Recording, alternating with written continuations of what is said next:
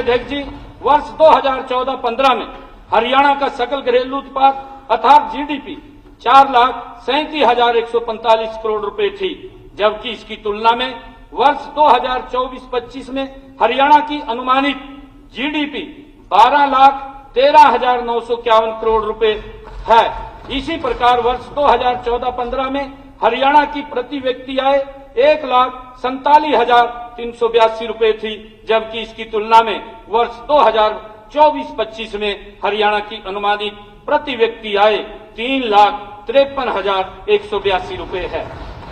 आदरणीय अध्यक्ष जी, इसी प्रकार पिछले 10 वर्षों में हमारी कड़ी मेहनत से राज्य की जीडीपी औसतन 10.8% की दर से बढ़ी और प्रदेश की प्रति व्यक्ति आय औसतन 9.1% की दर से बढ़ी है। इसके लिए मैं इस सदन को बधाई देता हूं और 13वीं और 14वीं विधानसभा के सभी सदस्यों द्वारा दिए गए रचनात्मक सहयोग के लिए उनका भी आभार प्रकट करता हूं। आदरणीय अध्यक्ष जी, वर्ष 2014-15 में हरियाणा के बजट में राजस्व घाटा तत्कालीन जीडीपी का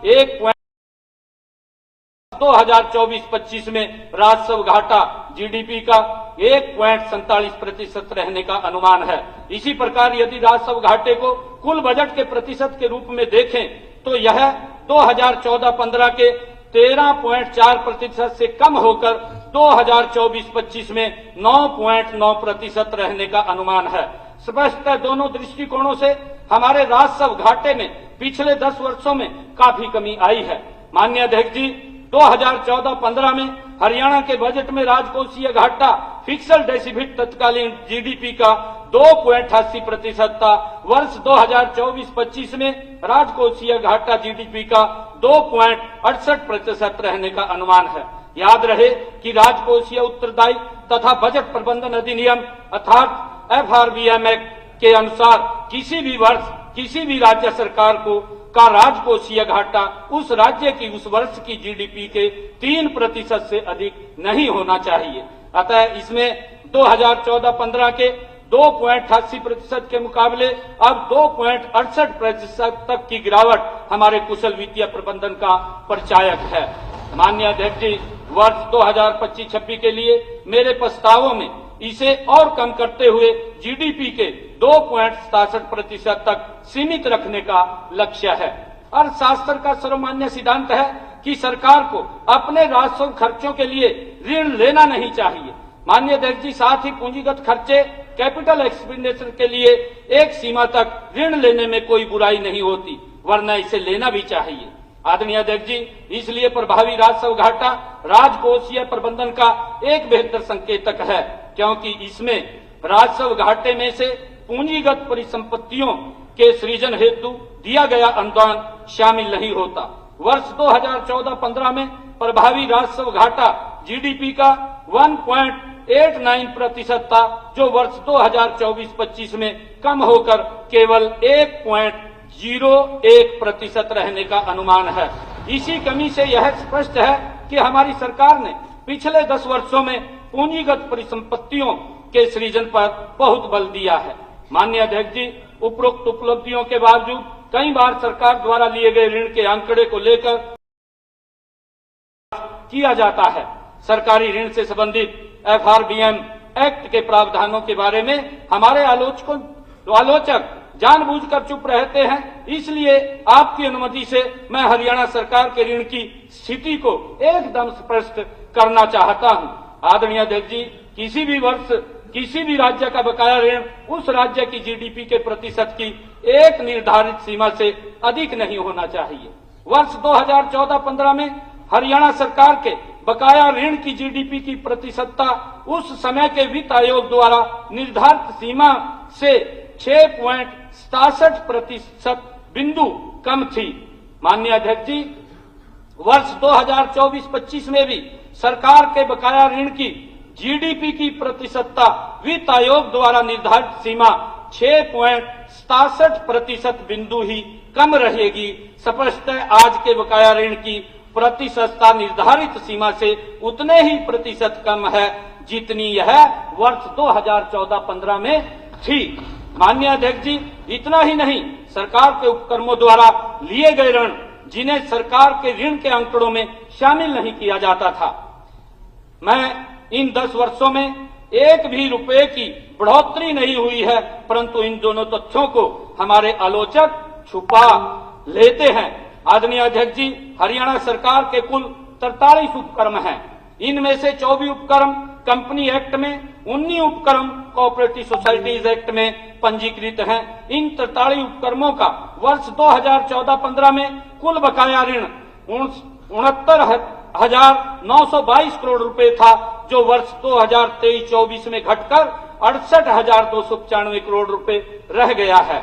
गौरतलब है कि वर्ष 2008-9 में इन सरकारी उपक्रमों का बकाया ऋण 30,233 करोड़ रुपए था। आंकड़े गवाह हैं कि जहां एक और 2008-9 से लेकर 2014-15 के बीच के 6 वर्षों में सरकार 30,233 करोड़ रुपए से बढ़कर 69,922 करोड़ रुपए हो गया था, वहीं 2014-15 से लेकर 2023-24 के बीच की 9 वर्षों की अवधि में सरकारी उपक्रमों का बकाया ऋण बढ़ने की बजाय 1,627 करोड़ रुपए आदरणीय अध्यक्ष जी कम हुआ है।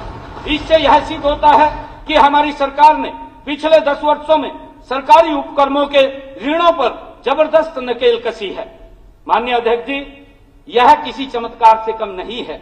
यह चमत्कार संभव हो पाया है आदरणीय अध्यक्ष जी श्री नरेंद्र मोदी जी के दृढ़ संकल्प से, जिन्होंने उदय स्कीम को लागू किया है, जिसके अंतर्गत बिजली निगमों के 25,950 करोड़ रुपए के ऋण वर्ष 2015-16 व 16-17 में हरियाणा सरकार द्वारा अपने खाते में ले लिए गए थे। श्री मनोहर लाल जी की इच्छा शक्ति से HSIIDC और HSVP की कार्य प्रणाली में आमूल-चूल परिवर्तन किए गए हैं। वर्ष 2023-24 के वास्तविक अनुमानों के हिसाब से हमारे 43 उपक्रमों में से 28 उपक्रम लाभ में हैं, जिन्होंने 1,746 करोड़ रुपए का शुद्ध लाभ आदरणीय अध्यक्ष जी कमाया है। वर्ष 2014-15 में केवल 20 उपक्रम लाभ में थे, जिनका लाभ मात्र 450 करोड़ रुपए था। इसी सच्चाई के चलते मेरा सभी से अनुरोध है कि जब भी कोई नेता जनता को हरियाणा सरकार द्वारा लिए गए ऋण के बारे में बताए, तो यह जरूर स्पष्ट करे कि जब वे सत्ता में थे तो सरकार का ऋण GDP का कितने प्रतिशत था और सरकारी उपक्रमों का ऋण कितना था। आदरणीय अध्यक्ष जी, जहां राजकोष के कुशल वित्तीय प्रबंधन में सभी विभागों के अधिकारियों और कर्मचारियों की एक सराहनीय भूमिका होती है, वहीं वे अक्सर अपनी किसी भी स्कीम को बंद नहीं होने देना चाहते। इसलिए मैंने सभी विभागों कि वे अपनी उन स्कीमों को बंद करें जो अनुपयोगी हो गई हैं, और जहां एक ही उद्देश्य वाली 2 या 2 से अधिक स्कीमें चल रही हैं, उनका वे विलय करें। मुझे खुशी है कि इस बजट में हमने 11 विभागों की 48 योजनाओं का विलय कर दिया है और 20 योजनाओं को समाप्त कर दिया है।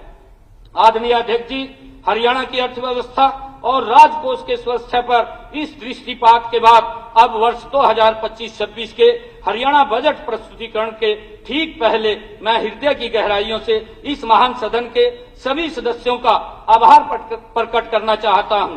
आप सभी ने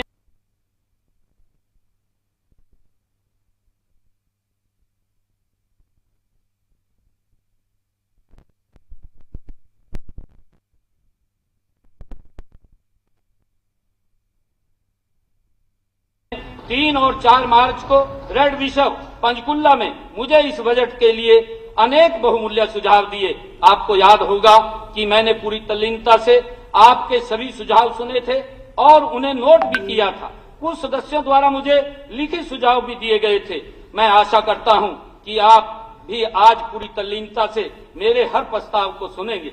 बीच में जब जब आपको किसी प्रस्ताव में अपना सुझाव स्वीकृति हुआ दिखे तो आप उसका स्वागत करें, मुझे अच्छा लगेगा।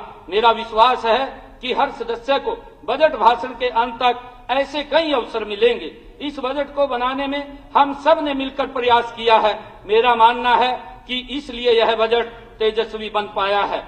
आप जानते हैं कि मिलकर प्रयास करने को संस्कृत में सहवीर्य करवावहे कहते हैं और प्रभु ऐसा करने पर परिश्रम के विषय या अवधीनत को तेजस्वी करते हैं। इसलिए आइए बजट प्रस्तावों की शुरुआत से पहले शांति मंत्र का हम सब मिलकर के पाठ करें।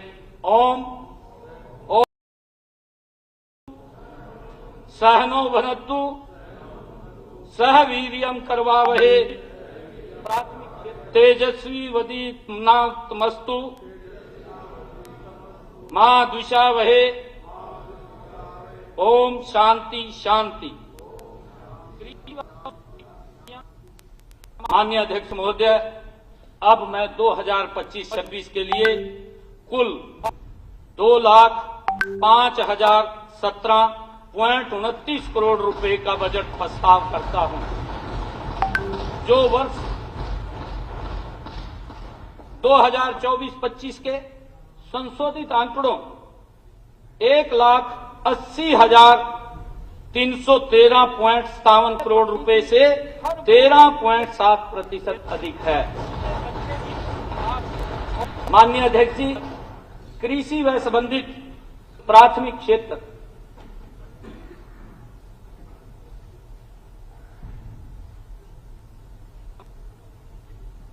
अध्यक्ष महोदय, कृषि व उससे जुड़ी गतिविधियां हमारे छोटे से प्रदेश की अर्थव्यवस्था की मजबूत रीढ़ की हड्डी हैं और हमेशा रहेंगी। हर किसान की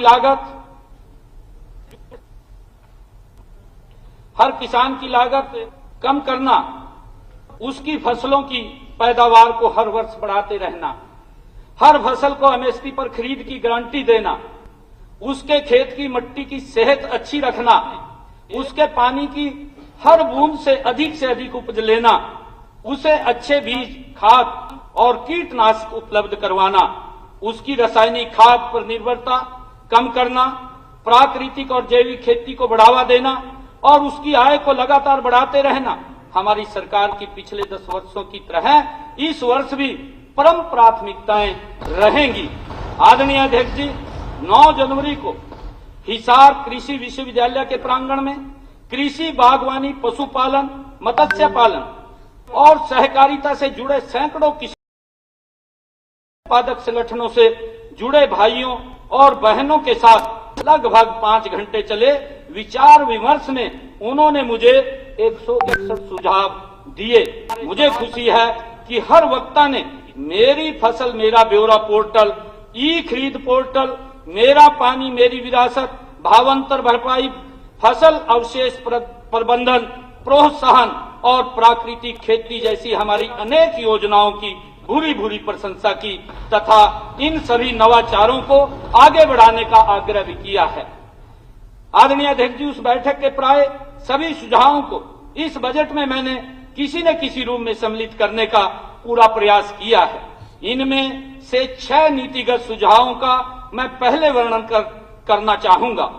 सभी किसानों का कहना था कि जहां एक और सरकार उन्हें सस्ती दरों पर अच्छे बीज, खाद और कीटनाशक उपलब्ध कराने में पूरी मेहनत करती है, वहीं हमारे समाज की कुछ काली भेड़ें किसानों को नकली बीज व कीटनाशक बेचकर बर्बाद करने का प्रयास करती हैं। किसानों को इनके चंगुल से बचाने के लिए सदन के इसी सत्र में हम एक बिल लेकर आएंगे।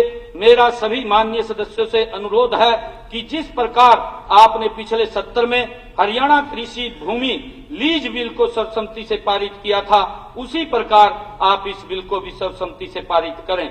मुझे बताया गया है कि वर्तमान में जो कृषक उत्पादक संगठन एफपीओ एक कंपनी के रूप में पंजीकृत है, उन्हें तो सरकारी योजनाओं का लाभ मिलता है, परंतु जो कृषक उत्पादक संगठन एक सहकारी समिति के रूप में पंजीकृत है, वे इन योजनाओं के लाभ से वंचित रह जाते हैं। इस अंतर को समाप्त करने के लिए हम शीघ्र ही एक नई